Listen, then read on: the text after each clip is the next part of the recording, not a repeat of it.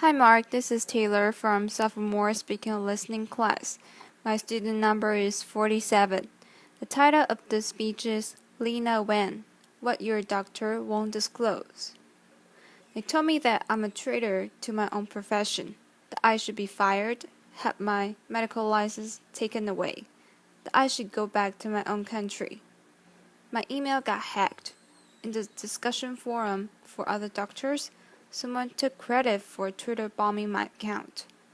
Now, I didn't know if this was a good or a bad thing, but then came the response, too bad it wasn't a real bomb. I never thought that I would do something that would provoke this level of anger among other doctors. Becoming a doctor was my dream.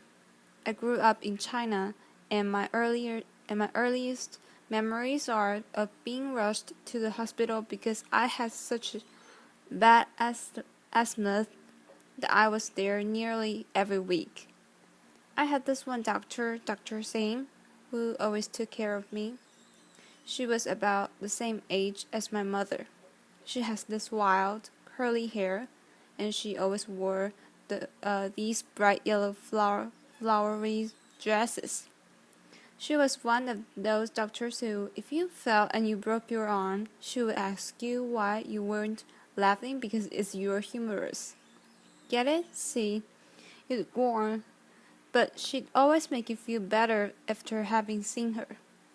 Well, we all have that childhood hero that we want to grow up to be just like, right? Well, I wanted to be just like Dr. Singh. When I was 8, my parents and I moved to the US, and ours became the typical immigrant narrative. My parents cleaned hotel rooms and washed dishes and pumped gas so that I could pursue my dream. Well, eventually I learned enough English, and my parents were so happy the day that I got into medical school and took my oath of healing and service. But then one day, everything changed.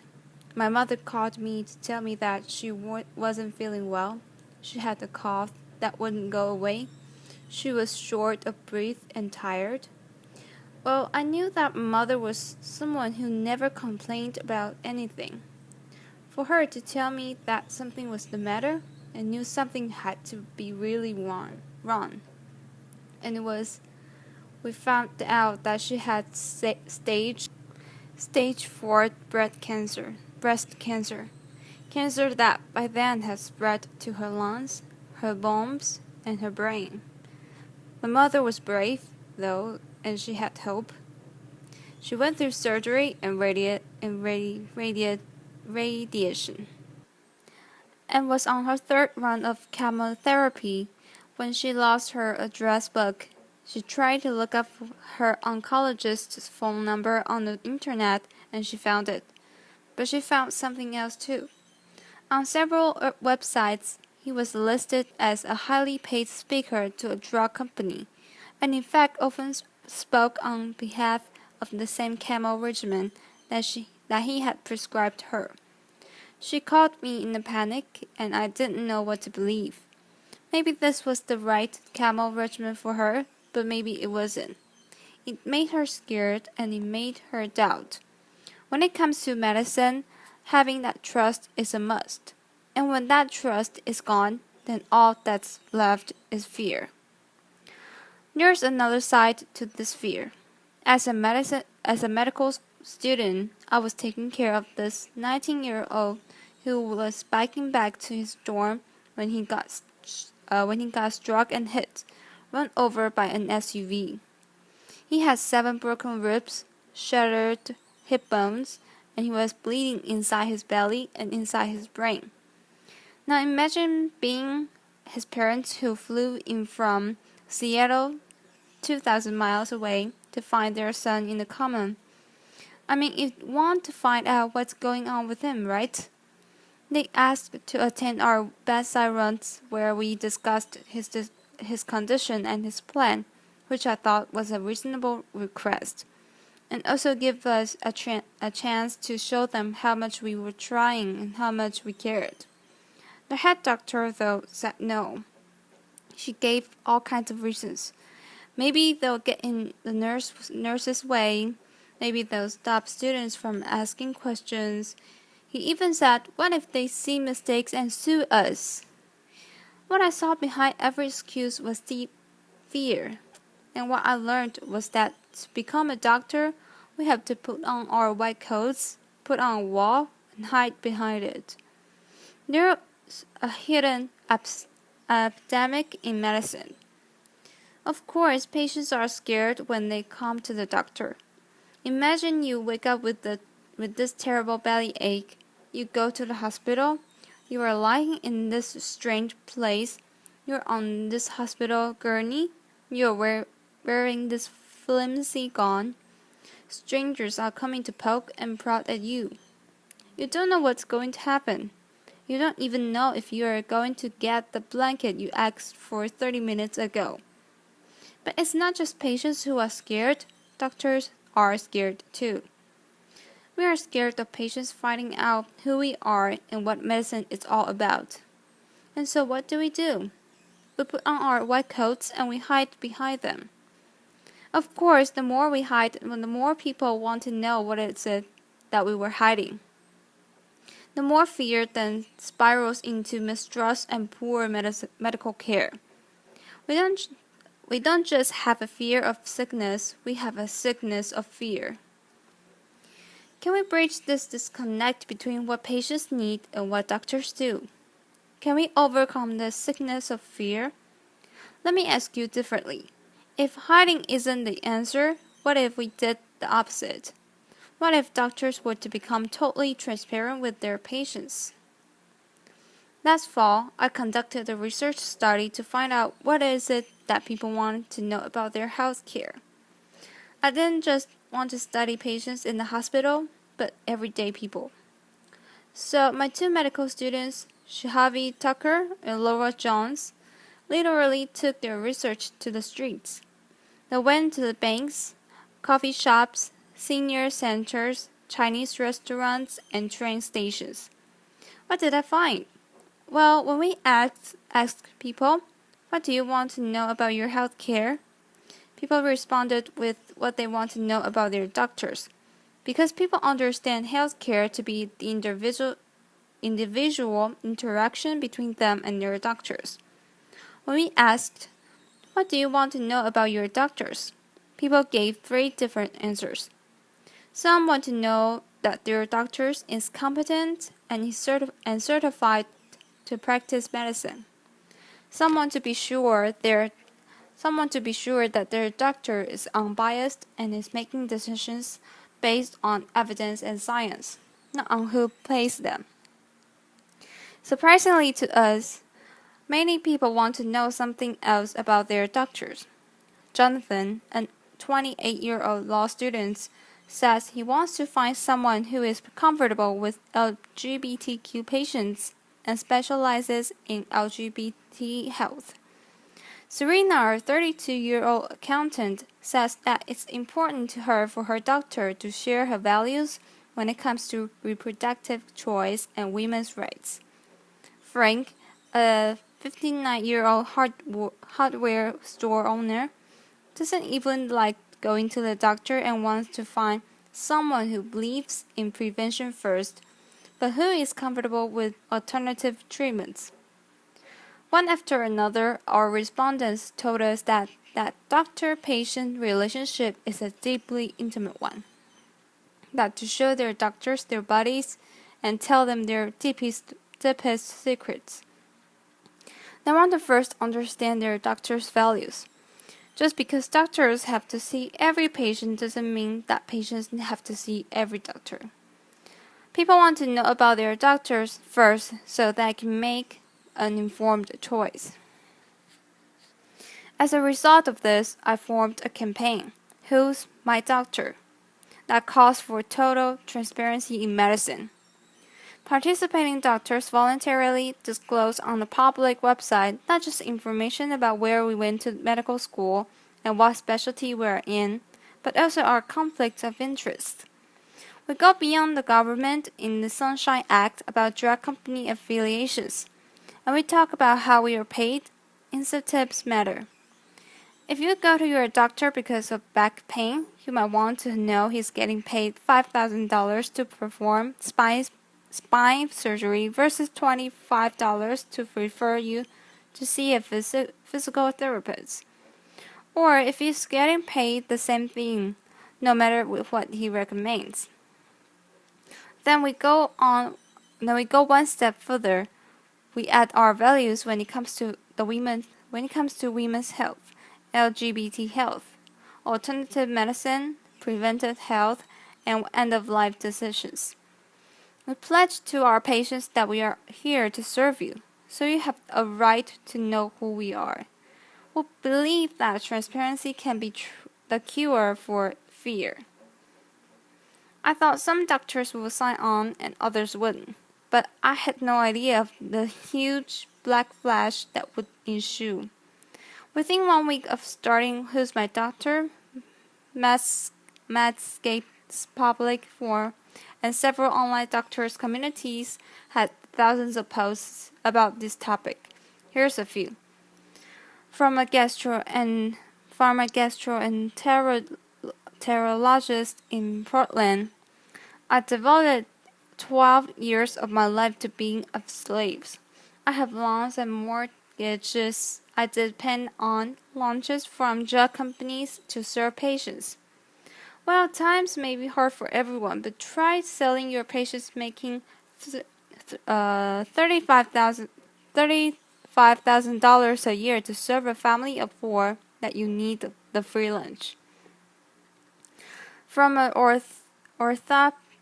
orthopedic surgeon in Charlotte, I find it an invasion of my privacy to disclose where my income comes from. My patients don't disclose their incomes to me. But your patients' sources of income don't affect your health. From a psychiatrist in New York City. Pretty soon we will have to disclose whether we prefer cats to dogs, what model of car we drive, and what toilet paper we use. Well, how you feel about Toyotas or Cottonelle won't affect your patient's health, but your views on women's rights to choose and preventive medicine and end-of-life decisions just might. And my favorite from a Kansas City cardiologist, more government-mandated stuff. Dr. Wen needs to move back to her own country. Well, two pieces of good news. First of all, this is meant to be voluntary and not military. And second of all, I'm American and I'm already here. Laughter, applause. Within a month, my employers were getting calls asking for me to be fired. I received mail at my undisclosed home address with threats to contact the medical board to sanction me. My friends and family urged me to quit this campaign. After the bomb threat, I was done. But then I heard from patients. Over social media, a tweet chat, which I learned what that was by then, generated 4.3 million impressions, and thousands of people wrote to encourage me to continue. They wrote with things like, if doctors are doing something they're that ashamed of, they shouldn't be doing it. Elected officials have to disclose campaign contributions. Lawyers have to disclose conflict of interests. Why shouldn't doctors? And finally, many people wrote and said, let us patients decide what's important when we are choosing a doctor. In our initial trial, over 300 doctors have taken the total transparency pledge. What a crazy new idea, right? But actually, this is not that new of a concept at all. Remember Dr. Same, my doctor in China, with the goofy jokes and the wild hair? Well, she was my doctor, but she was also our neighbor who lived in the building across the street. I went to the same school as her daughter. My parents and I trusted her because we knew who she was and what she stood for, and she had no need to hide from us. Just one generation ago, this was the norm in the U.S. as well. You knew that your family doctor was the father of two teenage boys? that he quit smoking a few years ago, that he says he is a regular churchgoer, but you see him twice a year, once at Easter and once when his mother-in-law comes to town. You knew what he was about, and he had no need to hide from you. But the sickness of fear has taken over, and patients suffer the consequences. I know this firsthand. My mother fought her cancer for 8 years. She was a planner, and she thought a lot about how she wanted to live and how she wanted to die. Not only did she sign advance directives, she wrote a 12-page document about how she had suffered enough, how it was time for her to go. One day when I was a resident physician, I got a call to say that she was in the intensive care unit. By the time I got there, she was about to be intubated and put on a breathing machine. But this is not what she wants, I said, and we have documents. The ICU doctor looked at me in the eye, pointed at my then 16-year-old sister, and said, "Do you remember when you were that age? How would you have liked to grow up without your mother?" Her oncologist was there too, and said, "This is your mother. Can you really face yourself for the rest of your life if you don't do everything for her?" I knew my mother so well. I understood what her directives meant so well. But I was a physician. That was the single hardest decision I ever made, to let her die in peace. And I carry those words of those doctors with me every single day. We can bridge the disconnect between what doctors do and what patients need. We can get there because we've been there before, and we know that transparency gets us to that trust. Research has shown us that openness also helps doctors. That having medical records, being willing to talk about medical errors will increase patient trust, improve health outcomes, and reduce malpractice. That openness, that trust is only going to be more important as we move from the infectious to a behavioral model of disease. Bacteria may not care so much about trust and intimacy, but for people who tackle the hard lifestyle choices to address issues like smoking cessation, blood pressure management, and diabetes control, well, that requires us to establish trust. Here's what other transparent doctors have said. Brendan Combs, an internist in Denver. This has brought me closer to my patients.